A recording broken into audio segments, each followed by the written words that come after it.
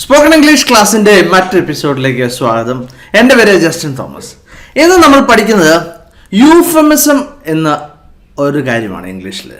അപ്പോൾ നിങ്ങൾ ചിന്തിക്കും ഇതെന്താണ് യൂഫമിസം എന്നുള്ളത്.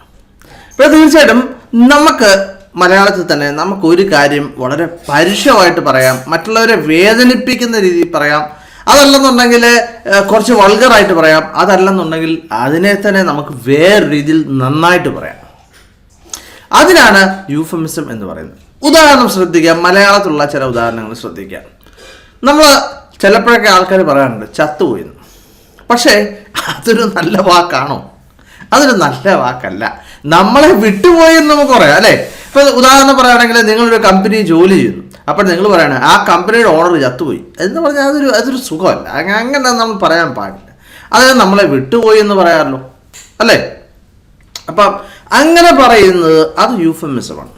ഇനിയിപ്പോൾ മറ്റൊന്നാണ് ചെവി കേൾക്കാൻ പറ്റാത്തത്. നമ്മളാരും ചെവി കേൾക്കാൻ പറ്റാതിരിക്കുന്നത് നമ്മുടെ കുഴപ്പം കൊണ്ടല്ല, അത് നമ്മളെ ദൈവം അങ്ങനെയാണ് സൃഷ്ടിച്ചത് അല്ലേ. അപ്പോൾ അങ്ങനെ ഉള്ള ഒരാളെ ചിലർക്ക് പൊട്ടൻ എന്ന് വിളിക്കാറുണ്ട്, പക്ഷേ വളരെ മോശമാണ് അല്ലേ. അപ്പോഴേ നമുക്ക് എങ്ങനെ പറയാം, അദ്ദേഹത്തിന് ചെവി കേൾക്കാൻ ചെറിയ ബുദ്ധിമുട്ടുണ്ട് എന്ന് പറയാം അല്ലേ. അല്ലെങ്കിൽ ഒരു പണിയുമില്ല, അവനൊരു പണി ഇല്ലാതിരിക്കുകയാണ് എന്ന് പറയുന്നതിനേക്കാളും അവൻ ജോലി നോക്കിക്കൊണ്ടിരിക്കുകയാണ് എന്ന് പറയുന്നതാണ് ഭംഗി. അപ്പോൾ തീർച്ചയായിട്ടും മനസ്സിലാക്കുക, അതിനെ ഇംഗ്ലീഷിൽ യൂഫമിസം എന്നാണ് പറയുന്നത്. ഇനി ഇംഗ്ലീഷുകാർ സാധാരണ സംസാര ഭാഷയിൽ ഉപയോഗിക്കുന്നത് യൂഫമിസമാണ്. ഡയറക്റ്റായിട്ട് അവർ പറയാറില്ല. അപ്പോൾ തീർച്ചയായിട്ടും ശ്രദ്ധിക്കുക, നമ്മൾ ഇംഗ്ലീഷുകാരുമായിട്ട് സംസാരിക്കുമ്പോൾ ഡയറക്റ്റായിട്ടുള്ള എന്താണ് വാക്കുകൾ ഉപയോഗിക്കാതിരിക്കുക. അതിന് ഇൻഡയറക്റ്റ് ആയിട്ട് കുറച്ചും കൂടെ ഭംഗിയായിട്ട് നമുക്ക് പറയാൻ വേണ്ടി പറ്റും. അപ്പോൾ ശ്രദ്ധിക്കാം നമുക്ക് അതെന്തൊക്കെയാണെന്നുള്ളൂ. ഇനിയിപ്പോൾ ഇംഗ്ലീഷുകാർ പറയുന്ന ഒന്നാണ് ഈ വാട്ട് ദ, അതിപ്പോൾ ദേഷ്യം വരുമ്പോഴാണ് ഇത് പറയുന്നത്. എന്തിന് പകരമായിട്ടാണ് പറയുന്നത്? വാട്ട് ദ ഹെൽ എന്ന് പറയുന്നതിന് പകരമായിട്ട് അവർ ഉപയോഗിക്കുന്നതാണ് വാട്ട് ദ എന്ന് പറഞ്ഞ് നിർത്തും. പക്ഷേ നമുക്ക് ഉദ്ദേശിച്ചാണ് ഇതാണ് ഉദ്ദേശിച്ചെന്നുള്ളത്, അത് അനാവശ്യം പറയാൻ വേണ്ടിയാണ്. ഇനി മറ്റൊന്നാണ് ജയിലിന് പകരമായിട്ട് കറക്ഷണൽ ഫെസിലിറ്റി അല്ലെങ്കിൽ കറക്ഷൻ ഫെസിലിറ്റി, കറക്ഷൻ എന്നൊക്കെ പറയാറുണ്ട്. എന്തിനു പകരമായിട്ട്? ജയിലിന് പകരമായിട്ട്. അവർ ജയിലെന്ന് പറയാറില്ല സാധാരണ. നിങ്ങൾ എവിടെയായിരുന്നു? ഞാൻ കറക്ഷണൽ ഫെസിലിറ്റിയിലായിരുന്നു എന്ന് പറഞ്ഞാൽ ഞാൻ ജയിലിലായിരുന്നു എന്നാണ് അതിൻ്റെ അർത്ഥം. ഓക്കെ. ഇനി മറ്റൊന്നാണ് ഡിഫറൻഷ്യലി ഏബിൾഡ് എന്ന് പറഞ്ഞാൽ വ്യത്യസ്തമായ രീതിയിൽ. ഏബിൾ എന്ന് പറഞ്ഞാൽ നന്നായിട്ടിരിക്കുക എന്നുള്ളതാണ്, വ്യത്യസ്തമായ രീതിയിൽ. അപ്പോഴേ അതെന്താണ്? ഹാൻഡിക്യാപ്ഡ്, അതായത് ഒരാൾക്ക് എന്തെങ്കിലും വയ്യാഴിക ഉണ്ടെങ്കിൽ അദ്ദേഹം വ്യത്യസ്തമായ രീതിയിൽ കുഴപ്പമില്ലാതിരിക്കുന്നു എന്നുള്ളതാണ്. അല്ലെങ്കിൽ ഡിസേബിൾഡ് എന്ന് പറഞ്ഞാലും എന്തായാലും അംഗവൈകല്യങ്ങൾക്കാണ് നമ്മൾ പറയുന്നത്. അതിന് ഡിസേബിൾഡ് എന്ന് പറയാറില്ല, ഡിഫറൻഷ്യലി ഏബിൾഡ് എന്ന് പറയാറേ ഉള്ളൂ. ശ്രദ്ധിക്കുക. ഇനി മറ്റൊന്നാണ് ഞാൻ മുമ്പേ പറഞ്ഞതുപോലെ തന്നെ മരിച്ചു എന്നുള്ളതിന് പാസ്റ്റ് എഫ് എന്ന് പറയാറുണ്ട്, അല്ലെങ്കിൽ ഡിപ്പാർട്ടഡ് എന്ന് പറയാറുണ്ട്. അതല്ലെന്നുണ്ടെങ്കിൽ വേറെ രീതിയിലും പറയാറുണ്ട് joined the great majority. Okay. അപ്പോൾ നമ്മൾ ശ്രദ്ധിക്കുക അതെന്താണ് ഈ ജോയിൻ ദ ഗ്രേറ്റ് മെജോറിറ്റി എന്ന് പറഞ്ഞത്. ഒരു ചോദ്യം ചോദിച്ചോട്ടെ, ഇപ്പോഴേ കൂടുതൽ ആൾക്കാർ ജീവിച്ചിരിക്കുന്നവരാണോ കൂടുതൽ, അതോ മരിച്ചവരാണോ? തീർച്ചയായിട്ടും അതൊരു പൊട്ട ക്വസ്റ്റ്യനാണ് ഞാൻ ചോദിച്ചത് അല്ലേ. കാരണം നമുക്ക് തീർച്ചയായിട്ടും ഉത്തരം അറിയാം, ജീവിച്ചിരിക്കുന്നവരെക്കാളും എത്രയോ മടങ്ങ് ആൾക്കാർ മരിച്ചു കഴിഞ്ഞു. അപ്പോൾ അവരിലേക്ക് ചേർന്നു, അപ്പോൾ അവരാണ് മെജോറിറ്റി അല്ലേ. അപ്പോൾ അങ്ങനെയാണ് ഇത് വന്നത്. എന്താണ് ജോയിൻ ദ ഗ്രേറ്റ് മെജോറിറ്റി എന്ന് പറഞ്ഞത്. അത് തീർച്ചയായിട്ടും നമുക്ക് പാസ്റ്റ് അവേ വളരെ കോമൺ ആയിട്ട് ഉപയോഗിക്കുന്ന ഒന്നാണ്. ഇനി മറ്റൊന്നാണ് അബോർഷൻ. അപ്പോൾ ഗർഭചിത്രത്തിനാണ് അബോർഷൻ എന്ന് പറയുന്നത്. അബോർഷൻ എന്ന് സാധാരണ പറയാറില്ല, അതിന് പ്രഗ്നൻസി ടെർമിനേഷൻ എന്ന് പറയാറുണ്ട്. Pregnancy termination. ഇനി മറ്റൊന്ന് ബിയർ അല്ലെങ്കിൽ ലിക്കർ, മദ്യത്തിനൊക്കെ സാധാരണ അഡൽട്ട് ബിവറേജസ് എന്നാണ് പറയുന്നത്. Adult beverages. ഓക്കെ. ഇനി മറ്റൊന്ന് ജോലി ഇല്ലാതിരിക്കുകയാണ് എന്നുള്ള അൺഎംപ്ലോയിഡ് എന്ന് പറയാം അല്ലേ. ഇപ്പോഴും നിലവിൽ ജോലിയില്ല. അപ്പോൾ അതിന് ഇംഗ്ലീഷുകാർ പറയുന്ന ഒന്നാണ് between jobs. I M between jobs എന്ന് പറഞ്ഞാൽ ജോലി ഇല്ലാതിരിക്കുകയാണ് എന്നുള്ളതിന് അർത്ഥം. അതായത് ജോലികൾക്ക് ഇടയിൽ നിൽക്കുക എന്ന് പറഞ്ഞാൽ ജോലിയില്ല എന്നുള്ളതിനാണ് അവർ പറയുന്നത്. ഇനി മറ്റൊന്ന് പൊക്കക്കുറവുള്ള ഒരാളെ വെർട്ടിക്കലി ചലഞ്ച്ഡ് പേഴ്സൺ. അല്ലെങ്കിൽ vertically challenged. Vertically challenged boy, girl, man, woman എന്നൊക്കെ പറയാം. അല്ലെങ്കിൽ ഹീ ഈസ് വെർട്ടിക്കലി ചലഞ്ച്ഡ് എന്ന് പറഞ്ഞാൽ പൊക്കക്കുറവ് ഉണ്ട് എന്നാണ് അർത്ഥം. ഷോർട്ട് എന്ന് പറയാറില്ല, അതിന് പകരമായിട്ട് തരാം മെൻ്റലി ചലഞ്ച്ഡ് അല്ലെങ്കിൽ സ്പെഷ്യൽ ചൈൽഡ്. ഇപ്പോൾ ഉദാഹരണം പറയുകയാണെങ്കിൽ അപ്പോൾ കുറച്ച് പ്രശ്നങ്ങളൊക്കെ ഉള്ള ബുദ്ധിപരമായിട്ട് ചില കുറവുകളൊക്കെ ഉള്ളവരെ നമുക്ക് മെൻ്റലി ചലഞ്ച്ഡ് എന്ന് പറയാം. അതല്ലെങ്കിൽ കുറച്ച് മാനസിക പ്രശ്നങ്ങളൊക്കെ ഉള്ളവരെ മെൻ്റലി ചലഞ്ച്ഡ് എന്ന് പറയാറുണ്ട്. ഇനി അതുപോലെ തന്നെ കുട്ടികൾ മാനസിക വിഷയങ്ങളുള്ള അല്ലെങ്കിൽ മാനസിക വളർച്ച കുറവുള്ള കുട്ടികൾക്കൊക്കെ സ്പെഷ്യൽ ചൈൽഡ് എന്നാണ് പറയുന്നത്. തീർച്ചയായിട്ടും ശ്രദ്ധിക്കുക. ഓക്കെ, അല്ലാതെ സ്റ്റുപ്പിഡ് എന്നൊന്നും ഒരിക്കലും ഉപയോഗിക്കരുത്, വളരെ മോശമാണത്. തീർച്ചയായും ശ്രദ്ധിക്കുക. നമ്മൾ ഇംഗ്ലീഷ് പഠിക്കുന്ന സമയത്ത് നമ്മൾ മിക്കപ്പോഴും ബുക്കുകളിൽ നോക്കി നമ്മൾ ഇംഗ്ലീഷ് പഠിക്കും. അപ്പോൾ സംഭവിക്കുന്നത് എന്താണെന്ന് ചോദിച്ചാൽ നമ്മൾ അതിനെ അറിയാതെ തന്നെ ഈ വാക്കുകളൊക്കെ പഠിക്കുകയും നമ്മളത് ഉപയോഗിക്കുകയും ചെയ്യും. അപ്പോൾ അത് വലിയ പ്രശ്നങ്ങളിലേക്ക് എന്ന് പറഞ്ഞാൽ അത് ഇംഗ്ലീഷ് നന്നായിട്ട് അറിയാവുന്നവരോട് സംസാരിക്കുമ്പോൾ അവർക്കത് വളരെ ബുദ്ധിമുട്ട് തോന്നാറുണ്ട്. അപ്പോൾ ശ്രദ്ധിക്കുക. മറ്റൊന്ന് ടോയ്ലറ്റ്. ഓക്കെ, നമുക്ക് ടോയ്ലറ്റിലേക്ക് പോകണം. ഇപ്പോൾ എവിടെയാണ് ടോയ്ലറ്റ് എന്ന് ചോദിക്കുന്നതിന് വേർ ഈസ് ദ ടോയ്ലറ്റ് എന്ന് ചോദിക്കുന്നതിനേക്കാൾ ബെറ്ററാണ് എന്താണ് where is the rest room. Okay, rest room എന്ന് പറയാം, അല്ലെങ്കിൽ വാഷ്റൂം എന്ന് പറയാം. തീർച്ചയായിട്ടും ശ്രദ്ധിക്കുക, കൂടുതലായിട്ട് പോപ്പുലർ ഒന്നാണ് വാഷ്റൂം. അപ്പോൾ തീർച്ചയായിട്ടും നമ്മൾ ടോയ്ലറ്റ് എന്ന് പറയാതിരിക്കുക. അതിന് പകരമായിട്ട് നമുക്കിത് പറയാം വാഷ്റൂം അല്ലെങ്കിൽ റെസ്റ്റ് റൂം എന്ന് പറയാവുന്നതാണ്. ഇനി നമുക്ക് മറ്റൊന്നാണ് പ്രഗ്നൻറ്റ് എന്നെങ്ങനെ പറയാൻ പറ്റും. ഓക്കെ, ഗർഭിണി ആണ് എന്നെങ്ങനെ പറയാൻ പറ്റും.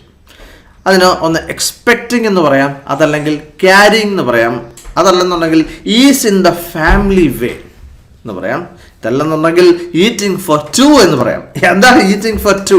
ശ്രദ്ധിക്കുക, അത് 2 പേർക്ക് വേണ്ടി കഴിക്കുന്നു അല്ലേ. ഇപ്പോൾ ഗർഭിണിയാകുമ്പോൾ ഒരു കുഞ്ഞും കൂടെ ഉണ്ട്, അന്മയുണ്ട്. അപ്പോൾ 2 പേർക്ക് വേണ്ടി കഴിക്കുന്നത് നമുക്ക് എന്താണ് പ്രഗ്നന്റ്.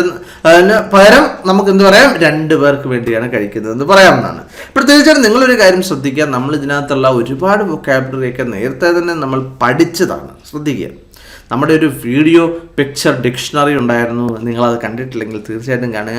97ാമത്തെ പാഠം മുതൽ നമ്മൾ ആ വീഡിയോ പിക്ചർ ഡിക്ഷണറി നമ്മൾ വളരെ വിശദമായിട്ട് നമ്മൾ ചെയ്തിട്ടുണ്ട്. തീർച്ചയായിട്ടും ശ്രദ്ധിക്കുക, മാസങ്ങൾ പണി ചെയ്തുണ്ടാക്കിയതാണ് അതൊക്കെ.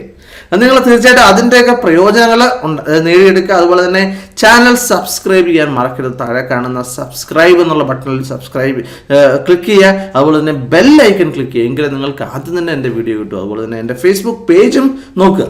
വിഷ്വലി ചലഞ്ച്ഡ് എന്ന് പറഞ്ഞാൽ ബ്ലൈൻഡ് എന്നാണ്. അതായത് കാഴ്ചയ്ക്ക് കുഴപ്പമുള്ളവരെ അല്ലെങ്കിൽ കാഴ്ചയ്ക്ക് ബുദ്ധിമുട്ടുള്ളവരെ നമുക്കെന്ത് പറയാം, വിഷ്വലി ചലഞ്ച്ഡ് എന്ന് പറയാം. ഓക്കെ, അതല്ലെന്നുണ്ടെങ്കിൽ പൂർണ്ണമായിട്ടും കാഴ്ചയില്ലാത്തവരെയും നമുക്കെന്ത് പറയാം, വിഷ്വലി ചലഞ്ച്ഡ് എന്ന് പറയാം. അപ്പോൾ ശ്രദ്ധിക്കുക, അല്ലെങ്കിൽ കണ്ണ് പൊട്ടനാണ് എന്നൊക്കെ അങ്ങനെയൊന്നും ഒരിക്കലും പറയരുത്. തീർച്ചയായിട്ടും വിഷ്വലി ചലഞ്ച്ഡ്, ബ്ലൈൻഡിന് പകരമായിട്ട് നമുക്ക് അങ്ങനെ പറയാം. ഇനിയിപ്പോൾ ജോലിയിൽ നിന്നും പിരിച്ചുവിട്ടു. അപ്പോൾ എന്താണ് കാരണം? ഇപ്പോൾ വർക്ക് ഫോഴ്സ് ഇംബാലൻസ് കറക്ഷൻ. അതാണ് വളരെ രസകരമായ ഒന്നാണ്, യൂഫമിസമാണ്. വർക്ക് ഫോഴ്സ് ഇംബാലൻസ് കറക്ഷൻ എന്ന് പറഞ്ഞാൽ അതായത് ജോലിയിൽ നിന്ന് ഒരുപാട് പേരെ പിരിച്ചുവിട്ടു എന്നുള്ളതാണ് എൻ്റെ അർത്ഥം. അല്ലെങ്കിൽ ലെറ്റിംഗ് ഹിം ഗോ അല്ലെങ്കിൽ ലെറ്റിംഗ് ഹെർ ഗോ എന്നുള്ള പറഞ്ഞാൽ ഫയർഡ് ഫ്രം ജോബ് എന്ന് പറഞ്ഞാൽ രാജിവെക്കുക എന്നുള്ളതാണ്. അല്ലെങ്കിൽ രാജിവെക്കാൻ പറയുക. അപ്പോൾ അതിനാണ് നമുക്കിത് പറയാവുന്നതാണ് ലെറ്റിംഗ് ഹിം അല്ലെങ്കിൽ ഹെർ ഗോ എന്ന് പറയാം. ഇനി എക്കണോമിക്കലി ഡിസഡ്വാൻറ്റേജ്ഡ് എന്ന് പറഞ്ഞാൽ പുവർ എന്നുള്ളതാണ്. പാവപ്പെട്ടത് എന്നുള്ളതിന് നമുക്കിങ്ങനെ പറയാം എക്കണോമിക്കലി ഡിസഡ്വാൻറ്റേജ്ഡ്. ചേരികൾക്കൊക്കെ നമുക്കെന്ത് പറയാം, സബ്സ്റ്റാൻഡേർഡ് ഹൗസിംഗ് എന്ന് പറയാം. സബ്സ്റ്റാൻഡേർഡ് ഹൗസിംഗ് എന്ന് പറഞ്ഞാൽ പിന്നെ എന്താണ്, ചേരികൾ കുടിലുകളൊക്കെ ഇങ്ങനെ സാധാരണ റെയിൽവേ സ്റ്റേഷൻ്റെ സൈഡിലൊക്കെ വെക്കാറുണ്ട്. അപ്പോൾ അതിനൊക്കെ സബ്സ്റ്റാൻഡേർഡ് ഹൗസിംഗ്. അല്ലെങ്കിൽ ചേരികൾക്ക് നമുക്കെന്ത് പറയാം, എക്കണോമിക്കലി ഡിപ്രസ്ഡ് നെയ്ബർഹുഡ് എന്ന് പറയാം.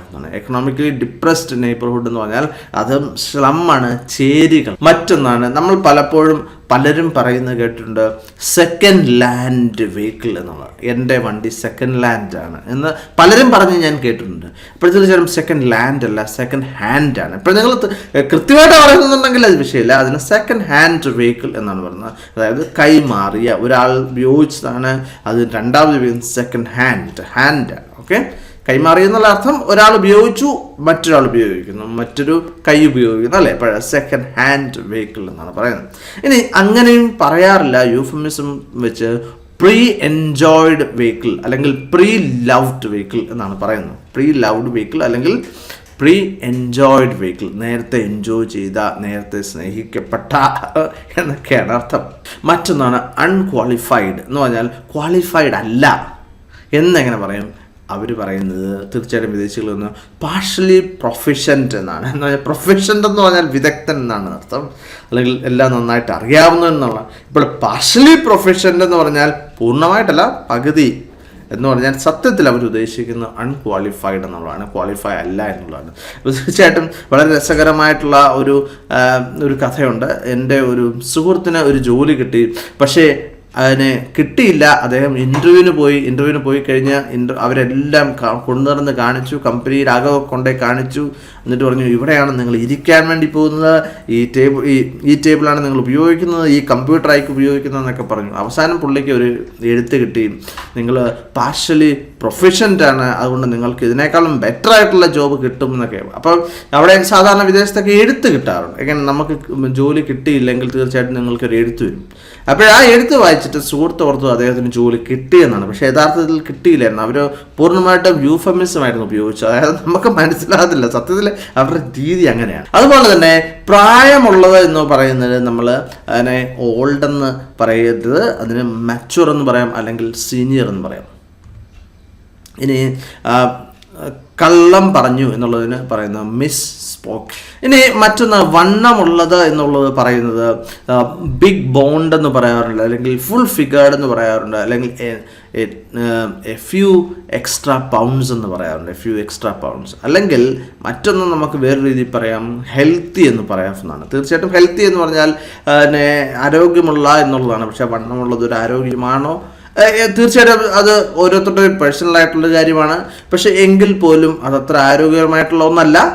അപ്പോൾ അതിന് എങ്കിലും വണ്ണമുള്ള, അവന് ഭയങ്കര വണ്ണമാണ് എന്ന് പറയാറില്ല. അപ്പോഴതിന് നമുക്ക് മറ്റൊരു വാക്ക് പറയാം, ഹെൽത്തി എന്ന് പറയാവുന്നതാണ്. പക്ഷെ ശരിയാണെന്ന് ചോദിച്ചാൽ ശരിയല്ല. അതല്ലെന്നുണ്ടെങ്കിൽ ഇങ്ങനത്തെ ഉപയോഗിക്കാവുന്ന big bone, full figured, a few extra pounds എന്നൊക്കെ നമുക്ക് ഉപയോഗിക്കാവുന്നതാണ്. ഇനി ഛർദ്ദിക്കുക എന്നുള്ളതിന് ത്രോ അപ്പ് എന്ന് പറയും, അല്ലെങ്കിൽ ടോസിങ് കുക്കീസ് എന്ന് പറയും, ടേക്കിംഗ് എ ലഞ്ച് ബ്രേക്ക് എന്നും പറയാറുണ്ട്. ഇനിയിപ്പോൾ മറ്റൊന്നാണ് ഈ കലാകാരന്മാരൊക്കെ തമ്മിൽ വർക്ക് ചെയ്യാനുള്ള ബുദ്ധിമുട്ട്, അല്ലെങ്കിൽ രണ്ടുപേർക്കും കൂടെ ഒന്നിച്ച് വർക്ക് ചെയ്യാൻ പറ്റും. കലാകാരന്മാരെന്നല്ല, അതല്ലാതുള്ളവരും. ഉദാഹരണം പറയുകയാണെങ്കിൽ ജോലിയിൽ ഒന്നിച്ച് ജോലി ചെയ്യാൻ പറ്റുന്നില്ല, ഞങ്ങൾ തമ്മിൽ പ്രശ്നങ്ങളുണ്ടെന്നൊക്കെ എങ്ങനെ പറയാം? ക്രിയേറ്റീവ് ഡിഫറൻസസ് എന്ന് പറയാം. ഓക്കെ, എന്ന് പറഞ്ഞാൽ ഈ വിഷയങ്ങളെ പറ്റി പറയുന്നതാണ്. അപ്പോൾ എന്താണ് നിങ്ങളുടെ പ്രശ്നം എന്ന് പറഞ്ഞാൽ we have some creative differences എന്ന് പറഞ്ഞാൽ എന്താണ്? ശകലം ക്രിയേറ്റീവ് ഡിഫറൻസസ് എന്ന് പറഞ്ഞാൽ സത്യത്തിൽ തമ്മിൽ വിഷയങ്ങളുണ്ട്, ഒന്നിച്ച് വർക്ക് ചെയ്യാൻ പറ്റുന്നില്ല എന്നുള്ളതാണ് അർത്ഥം. ഇനി മറ്റൊന്നാണ് കൗച്ച് പൊട്ടാറ്റോ. ഓക്കെ, അതിനും ഓവർ വെയ്റ്റിനും അല്ലെങ്കിൽ വളരെ മടിയായിട്ടിരിക്കുന്നതിനൊക്കെ പറയുന്ന ഒന്നാണ് കൗച്ച് പൊട്ടാറ്റോ. സാധാരണ ഉപയോഗിക്കുന്നത് വണ്ണമുള്ളതിന് ഉപയോഗിക്കാറുണ്ട്, അതല്ലാതെ മടിയായിട്ടിരിക്കുന്നതിന് ഉപയോഗിക്കാറുണ്ട്. കൗച്ച് പൊട്ടാറ്റോ എന്ന് പറഞ്ഞാൽ ഇങ്ങനെ സോഫായിലൊക്കെ ഇങ്ങനെ ഇരിക്കുകയാണ്. അപ്പോൾ കൗച്ച് എന്ന് പറഞ്ഞാൽ അങ്ങനെ വളരെ സുഖപ്രദമായിട്ടുള്ള ഒരു ഇരിപ്പിടം. അവിടെ രാവിലെ മുതൽ വൈകുന്നേരം വരെ TV കണ്ടുകൊണ്ട് കമ്പ്യൂട്ടർ ഗെയിമൊക്കെ ഇരിക്കുന്നവരെയാണ് എന്ത് കൗച്ച് പൊട്ടാറ്റോ എന്ന് സാധാരണ പറയുന്നു. ഇനി മറ്റൊന്നാണ് ലോസ്റ്റ് ഹിസ് അല്ലെങ്കിൽ ഹെർ മാബിൾസ് എന്ന് പറഞ്ഞാൽ അദ്ദേഹത്തിന് ബുദ്ധിപരമായിട്ടുള്ള വിഷയങ്ങൾ സംഭവിച്ചു, അല്ലെങ്കിൽ വട്ടായി എന്ന് നമ്മൾ പറയാറില്ലേ, അതിന് എന്താണ് പറയുന്നത്? ലോസ്റ്റ് ഹിസ് അല്ലെങ്കിൽ ഹെർ മാർബിൾസ്. അപ്പോൾ അദ്ദേഹത്തിന് വട്ടായി എന്ന് പറഞ്ഞാൽ ലോസ്റ്റ് ഹിസ് മാർബിൾസ്, അവനെ സ്ത്രീ ആണെങ്കിൽ ലോസ്റ്റ് ഹെർ മാർബിൾസ് എന്ന് പറയാറുണ്ട്. ഇനി പുട്ട് ടു സ്ലീപ്പ് എന്ന് പറഞ്ഞാൽ കൊല്ലുക എന്നുള്ളതാണ്. അത് തീർച്ചയായിട്ടും നോക്കുക, നമ്മൾ അടിച്ചു കൊല്ലുക എന്നല്ല, അതല്ലാതെ ഈ ഉദാഹരണം പറയുകയാണെങ്കിൽ എൻ്റെ അവിടെ ഒരു നെയ്ബർ ഒരു മാതാമ്മ എന്നോട് പറഞ്ഞു, മാതാമ്മയ്ക്ക് ഒരു പൂച്ചയുണ്ടായിരുന്നു. അപ്പോൾ പൂച്ച എന്ത് ചെയ്യുന്നു ഞാൻ ചോദിച്ചു, പറഞ്ഞു I put her to sleep എന്ന് പറഞ്ഞു. അപ്പോൾ എനിക്ക് മനസ്സിലായില്ല. അപ്പോൾ ഞാൻ വീണ്ടും ചോദിച്ചു എന്താണത്? ഞാൻ ഓർത്ത് ഉറക്കാൻ കിടത്തി എന്നാണ്. അപ്പോൾ സത്യത്തിൽ അതാണ്, ഉറക്കാൻ കിടത്തിയാണ്, പക്ഷെ നിത്യമായ ഉറക്കമാണ്. അതായത് ആ പൂച്ചയ്ക്ക് ക്യാൻസർ ആയിരുന്നു. അപ്പോൾ അവിടെയുള്ളവർ അത് അങ്ങനത്തെ കാര്യങ്ങളൊക്കെ ശ്രദ്ധിക്കാറുണ്ട്. അപ്പോൾ പൂച്ചയ്ക്ക് ക്യാൻസർ ആയിരുന്നു, അതുകൊണ്ട് അതിന് ഒരു ഇഞ്ചക്ഷൻ കൊടുത്ത് കൊന്നു എന്നാണ് പറഞ്ഞത്. അതാണ് പുട്ട് ടു സ്ലീപ്പ് എന്നുള്ളത്. അപ്പോൾ തീർച്ചയായിട്ടും നിങ്ങൾക്ക് എൻ്റെ ഈ സെക്ഷൻ മനസ്സിലായി എന്ന് ഞാൻ കരുതുകയാണ്. തീർച്ചയായിട്ടും നിങ്ങൾ ഇഷ്ടപ്പെട്ടാൽ ലൈക്ക് ചെയ്യുക, അതുപോലെ തന്നെ സുഹൃത്തുക്കൾക്ക് ഷെയർ ചെയ്യുക. അതുപോലെ തന്നെ നിങ്ങൾക്ക് ഇതുവരെ എൻ്റെ ആദ്യം മുതലുള്ള പാഠങ്ങൾ കാണാൻ സാധിച്ചിട്ടില്ല എങ്കിൽ തീർച്ചയായിട്ടും കാണുക. കാരണം ഇതൊരു ക്രമത്തിൽ പോകുന്നൊരു കോഴ്സാണ്. തീർച്ചയായിട്ടും 1ാമത്തെ പാഠം കഴിഞ്ഞ് 100ാമത്തെ പാഠം കണ്ടാലൊന്നും മനസ്സിലാകത്തില്ല. തീർച്ചയായിട്ടും ശ്രദ്ധിക്കുക, ഈ ലിങ്കിൽ ക്ലിക്ക് ചെയ്യുക. അതുപോലെ തന്നെ നിങ്ങൾക്ക് ഫ്രീ ആയിട്ട് സബ്സ്ക്രൈബ് ചെയ്യാൻ വേണ്ടി ഈ ലിങ്കിൽ ക്ലിക്ക് ചെയ്യുക. മറ്റു വീഡിയോ ആയിട്ട് വീണ്ടും കാണാം. Thank you very much for watching and God bless you.